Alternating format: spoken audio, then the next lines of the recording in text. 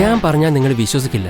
ഓരോ തവണയും ഒരു യമഹ ഡീലർഷിപ്പ് കടന്നു പോകുമ്പോൾ ഞാൻ വണ്ടി പതുക്കെ ഒന്ന് നിർത്തി ആ ബൈക്കിനെ നോക്കിയതിനു ശേഷം മാത്രമേ അവിടുന്ന് പോകാറുള്ളൂ. കോളേജ് കാലത്ത് R15 എന്റെ ഒരു സ്വപ്ന ബൈക്കായിരുന്നു. യമഹയുടെ വലിയ R സീരീസ് മെഷീനുകളെ പോലെ തന്നെ ഇത് കാണാൻ നല്ല ലുക്കാണ്.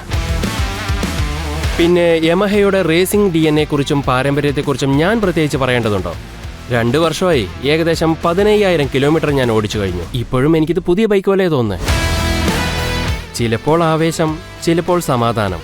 എല്ലാ സാഹചര്യങ്ങളിലും എന്റെ കൂടെ ഉണ്ടായിരുന്നു. ഈ ബൈക്കും എടുത്ത് ഒരു റൈഡിന് ഇറങ്ങിക്കഴിഞ്ഞാൽ ബാക്കിയെല്ലാം മറന്നുപോകും. ഇതിന്റെ പെർഫോമൻസ് അത്ഭുതപ്പെടുന്നതാണ്. VVA കിക്കിനാകുന്ന ആ നിമിഷം നല്ലൊരു ടോപ്പ് ആൻഡ് പവർ ലഭിക്കും. ട്രാക്കിൽ ഇത് ഓടിക്കുമ്പോഴും നല്ല ഫീലാണ്. യെസ്, യമഹ ട്രാക്ക് റേസ് ഇവന്റുകൾ പോലും നടത്താറുണ്ട്. വെറും 2000 രൂപ ഇതിന് ചെലവ് വരുന്നുള്ളൂ. ഫ്രീ ആയിട്ട് ഓയിൽ ചേഞ്ച് ചെയ്ത് എന്റെ ബൈക്ക് തന്നെ ഞാൻ ട്രാക്കിൽ ഓടിച്ചു നോക്കി. ഫുൾ റൈഡിംഗ് സൂട്ട് ധരിച്ചിട്ട് ട്രാക്കിലൂടെ കുതിക്കുന്നത് എനിക്ക് മറക്കാൻ കഴിയുന്നില്ല. എന്റെ ജീവിതത്തിലെ ആ ഒരു സംഭവം ഞാൻ ഒരിക്കലും മറക്കില്ല.